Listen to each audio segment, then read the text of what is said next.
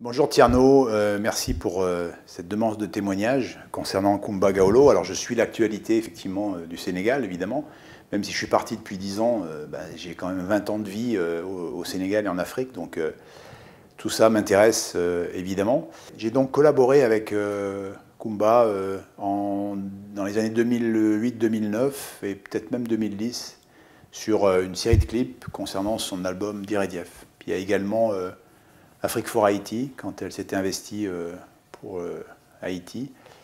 C'était le dernier clip qu'on a fait ensemble, puisqu'après je suis parti. Donc oui, ça a été une collaboration assez longue dans le temps, assez riche. Il y a des super souvenirs avec Ndeye Radignan, par exemple. C'était Samarel, je crois. Il y avait Dodo Ndiaye Rose aussi, dans Cool. Et il y avait vraiment des belles rencontres. Il y a eu évidemment Afrique for Haïti avec Mano Dibango, Alpha Blondy, Aïcha Koné. Il y avait voilà, plein de chanteurs qui sont venus. Donc pour moi, ça a été des rencontres, du travail. Alors oui, du travail évidemment, mais enfin bon, faire un film, c'est beaucoup de travail. Et donc, voilà, j'ai essayé de réfléchir avec elle par rapport à ce qu'elle voulait, ses envies, puis essayer d'un petit peu de canaliser le clip vers quelque chose d'accessible à tout point de vue. Et c'est comme ça qu'on a travaillé ensemble sur 7 ou 8 clips, je crois. Je ne me rappelle plus exactement, mais il y avait toute une série de cet album Diredief. Voilà, c'était des beaux souvenirs, beaucoup de plaisir, et puis des clips que je revois encore aujourd'hui. Voilà. Koumba, elle a une exigence. Alors ça, de toute façon, je pense que quand on veut arriver à quelque chose, on a forcément de l'exigence. Moi, c'est pareil, j'essaie d'en avoir évidemment. Donc là-dessus, on était OK. Et puis, je pense qu'il y avait quelque chose qui est très important et primordial, c'est l'entente, c'est la complicité, c'est la confiance. Moi, je pense que Koumba avait confiance en moi. L'inverse aussi, évidemment. Et sa voix, enfin, je veux dire, bon, il n'y a aucune raison de douter de quoi que ce soit, mais je pense qu'elle avait confiance en moi. C'est ça, je pense, qui a fait qu'on a pu travailler ensemble longtemps, parce qu'elle avait confiance, elle a vu le premier clip, puis après, dans le deuxième, troisième, quatrième, c'était très... ça coulait de source, voilà. Je pense que la confiance a été important, l'estime, bien sûr, et puis ouais, parce que moi je m'investis beaucoup dans ce que je fais, donc elle l'a vu aussi, et donc ce côté exigeant, parce qu'on m'en parlait souvent, on me disait oh, mais est-ce qu'elle n'est pas trop exigeante? Non, on n'est jamais trop exigeant. Donc moi là-dessus on se comprenait, il n'y avait pas de problème, on a tourné la nuit, on a tourné le jour, on a tourné longtemps ou pas, enfin avec des équipes plus ou moins importantes suivant les clips. Mais ce qui était important, c'est que dans la préparation, donc dans l'écriture de départ, on était OK, on comprenait, elle comprenait ce que j'allais faire.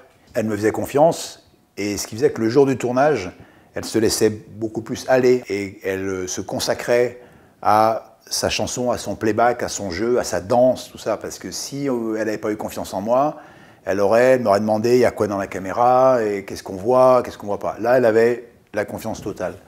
Donc moi j'ai connu Koumba dans le travail, on était autour d'une table comme ça à réfléchir sur son clip, on était au téléphone, donc forcément je connaissais une Koumba que peut-être peu de gens connaissent, mais bon, encore une fois, tous les artistes ont on va dire une personnalité publique, une personnalité de scène, et pour ça, bon, j'ai eu la chance de connaître un peu les deux. Voilà.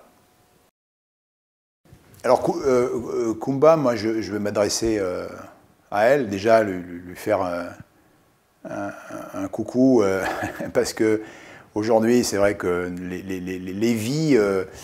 les vies un peu professionnelles nous éloignent un peu, mais nous éloignent en kilomètres, mais pas par la pensée, parce que moi, j'ai encore tellement de souvenirs du Sénégal, de l'Afrique, des tournages que j'ai fait avec elle, que ça s'oublie pas. Moi, je vais lui dire qu'encore aujourd'hui, je vois sur les clips, sur YouTube, il y a encore des commentaires, mais c'est tous les jours, quoi. Tous les jours, il y a un commentaire sur un des clips, comme ça, quoi. Bon, je pense que cette parenthèse combat que tu vas faire pour les raisons que tu connais, c'est qu'une parenthèse, et c'est une parenthèse, ça se ferme et ça s'ouvre. Mais une fois qu'on a refermé la parenthèse, ça veut dire qu'on s'ouvre sur autre chose. Et les gens t'attendent, les gens t'oublieront pas. Tout ce que tu as fait, tu l'as fait, c'est à toi, personne ne peut te l'enlever. Et ça permet de durer. C'est un petit peu la vague du surfeur, c'est-à-dire qu'on a une espèce d'onde comme ça, et puis on est porté assez longtemps par la même vague, et toi, c'est ce qui va se passer.